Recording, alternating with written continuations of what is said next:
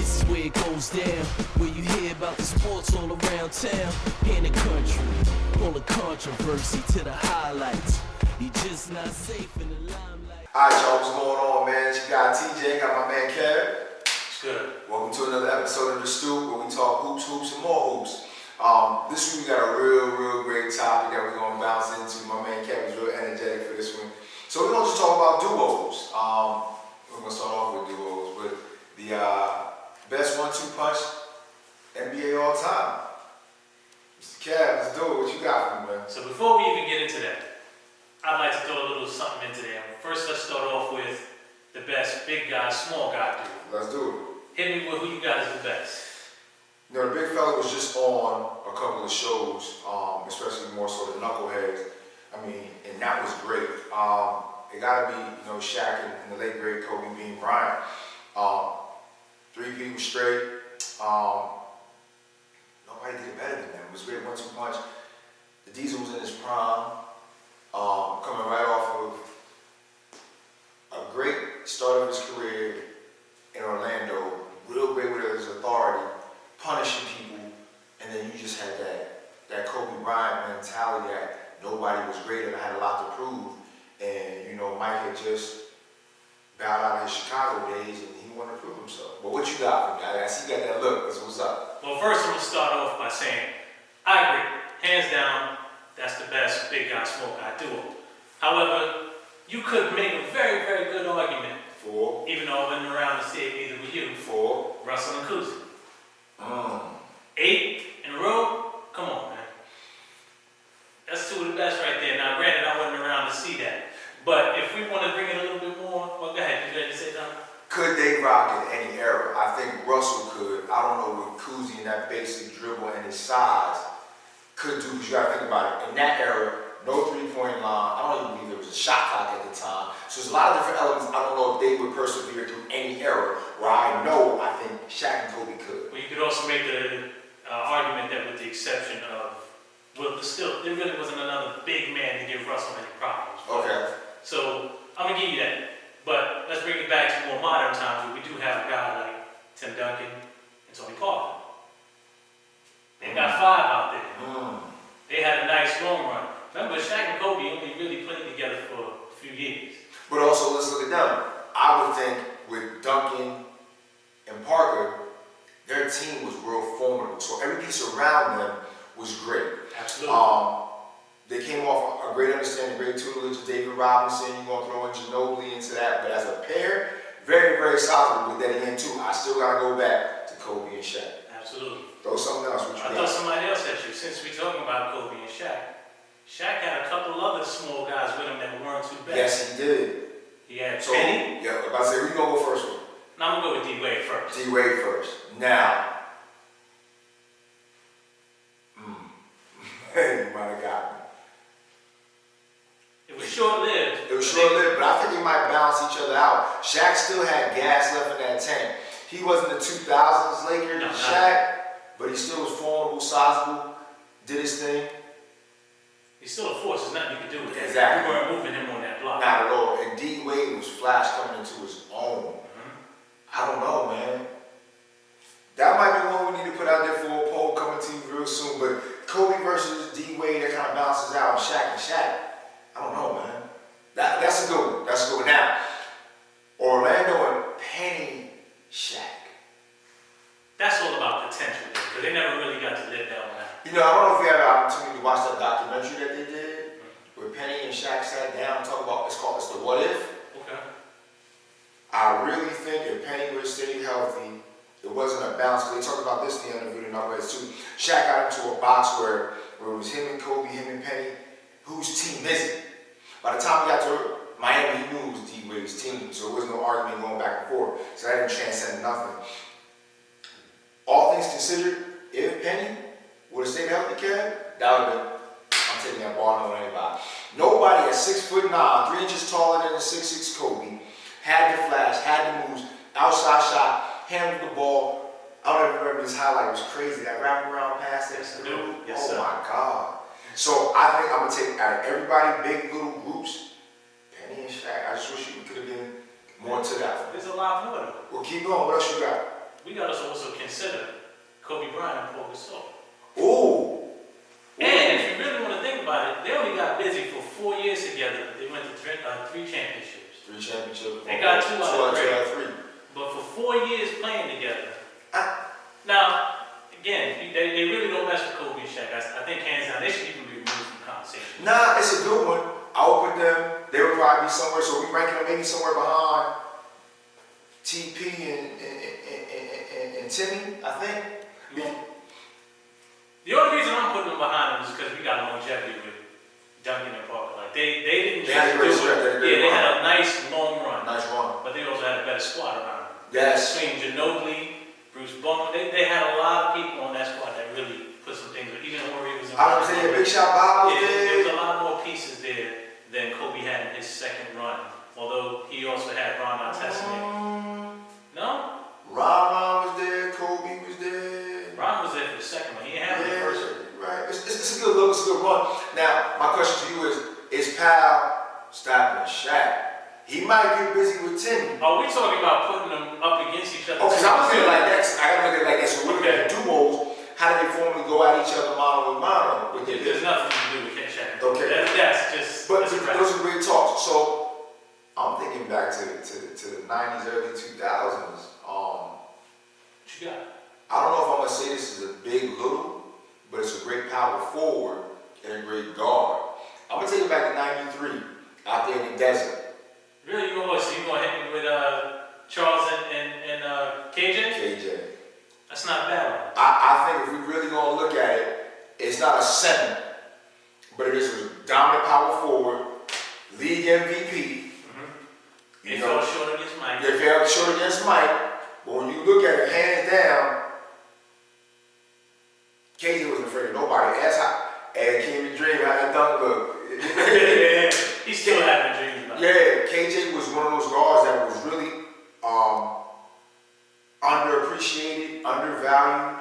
We don't really talk about him a lot. Like, yo, what's your great guard? Like, when you talk about great guard conversation, KJ is really thought about. He's never come up. I mean, you talk about your Jason Kidds, your Nashes, the list goes on, Magic. You talk about the great guards, but yo, y'all do your research, young kids do your research. Kevin Johnson, aka KJ, was a problem. Don't remember Chuck, that '93 season, they gave a lot of people the business, including them two that was up in Seattle by the name of GP and Rain Man. And that's another great one too. And he was really a legit big man. Cause we talk about 6'10", 6'11", power forward, agile a little bit. That lob game was strong. I'm gonna throw another one out, a modern day one, which I think was one of my personal favorites because I liked the roster of the team. I would allow City, CP3 and Blake. Okay. I was thinking about that one. I just want to get your insight on that. What you think? I'm gonna look at them and say, obviously they did some things. They made some noise while they played. Right. However, when I look at a player like DeAndre Jordan, as good as he was, offensively he just lacked a lot. If he wasn't getting a lob or catching a rebound, he wasn't taking nobody on the block and posting up. It wasn't much to his game. Although he did a lot for the team that does not show up on the stat sheet. Right. We can say that. He was definitely a stat sheet filler in terms of things that were just the things you really don't see out there, but he got it done. He does the intangibles. All-time greatest duo of all time. Can't leave him out this conversation. There's a countless amount of big and littles, but Mike and Scotty is just going to be the best all time. There's not even an argument that you can make. Especially in the year of the duos, we talking about PG, Kawhi, Bron, AD. None of y'all can say anything. Mike and Scotty will transcend time. No duo ever did it, big or little. They got around you, they got to you. Defensively or offensively. Yeah, there's nothing they could have not done. And they put some of the best duos out of commission. So when you think about it, the first run, Magic wasn't so much in his prime anymore, but Magic got out of here, Chuck KJ got out of here, Rain Man GP, Clyde, Terry Porter, Malone Stockton. So everything that we thought about that they couldn't do, they just shut it down. So between the late 90s, they were it. They kept a lot of Hall of Famers from getting chipped. A whole lot. Malone went without a chip. Great as he was, top minutes, top points, didn't do it. Chuck the same thing. And these guys were MVPs. These guys held up that not that trophy, but the Larry O'Brien eluded them because of Mike and Scotty was in the way. I know something else that you talked about. I want to shift gears to that. So duos is great, threes is better. Now you want to test the gangster a little bit. Let's talk about these, because I got one that I think is probably the best of all time, despite what everybody else thinks. But who you got? The best trio of all time? Yeah. That's a tough one. Why don't you tell me who you got? So I'm gonna give you one, and he didn't last the whole year because he got hurt. He retired. But prior to this formalizing itself, it had an insurmountable amount of wins, great point production and everything, and it's historical. I'm talking about the logo, Wilt, Elgin Baylor. That's it.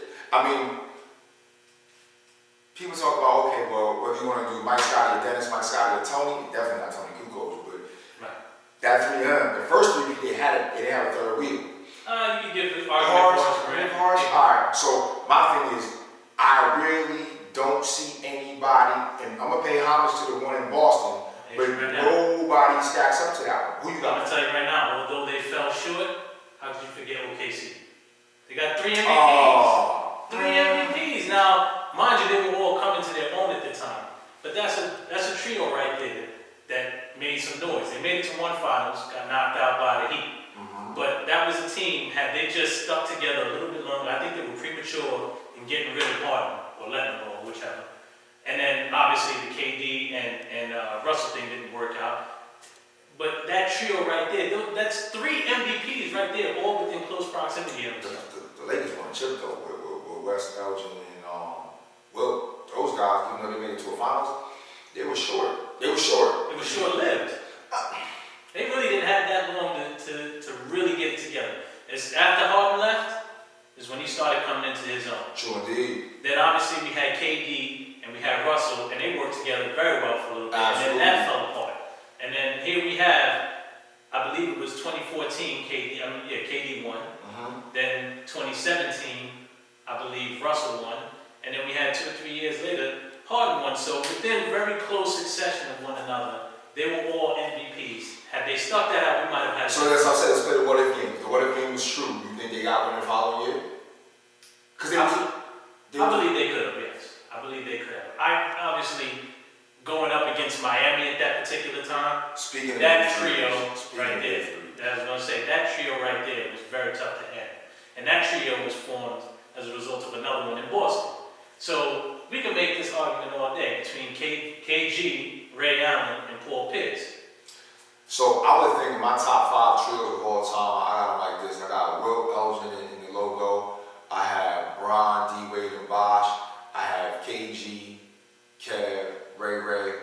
I have Olajuwon, Drexler, and Chuck. And I thought about this. You putting them up there? Yeah. Really? Yeah. Because they were formidable, even if it was the latter part of the stages of their career. Well, if you're going to do that, then you might as well go to the 04 Lakers team and throw Karl Malone in the mix. Nah, because that was a bust, man. That was a put-together team that just didn't pan out, man. For that, I think they did no less than Houston. As a matter of fact, they made it to the finals. They just lost because Malone got injured. So they didn't do much more or much less than Houston did for you to make that one. And then them guys were at the end of their career too, between GP. Which is true. Yeah, I'll give you that. And GP got up out of there with Shaq and got his in 06 in Miami. Which is true. I give you that. I think, but one other one I want to think about, and I think I got to rank them as well, is Timmy, TP, and Manu. That would be my last one. Now, honestly, I'm not ranking them in any particular order. Those would be the top 5, I think, trios of all time. In any era, they would get down and get busy, but I think they was just definitely dope. Anything that you think come to mind with those guys? Or? Nah, they definitely had their run. They did their thing. I'm happy with that trio. I'm good with that. I'm gonna wrap this one up. Let me ask you this question. Yes, sir. Could Mike and Scotty do anything with Kobe and Shaq? Just playing odds, just thinking about that one. Physically, no. Okay. Now, if we're talking about if I team them up with whomever as a fillers for their 5, absolutely, I think they could. But if we're talking about a 2-on-2 situation, who's going to lay up with them? Like, come on, once Shaq is in that block, Mike or Scotty, he's just too big. There's nothing. Right. So, but team and you give them evenly matched up other three players, we might have something to talk about there. Okay, so who you take? Mike and Scotty with 3 more, Kobe and Shaq with 3 more. Yeah. He might have to get back on because I'm. Listen, check this out. If you're listening to me midway, I don't know if y'all in commission, out of commission, but back in the day, it was a duo game for y'all young kids out there called NBA Jam. Listen, NBA Jam, if y'all listening, y'all had the duos, and back in the day, you couldn't use Mike's likeness, so it was Scotty and Horace playing that. I wish it wasn't, but it was. Be it as it may, it's cool. Yo, bring that back out, playing the duos, it is what it is. I think we're gonna wrap this one up though, but it was a good formalized thing. Listen, if you think about any duos conversations, let us know. We'll be moving this one along a little bit further, man. And thank y'all so much for tuning in to another episode of The Stoop. I'm TJ, got my guy Kev. We'll catch y'all soon. Some say that it gets no realer on the field or the court. We capture the thrillers. Some opinions and all of the truth. Real people talking real sports on The Stoop.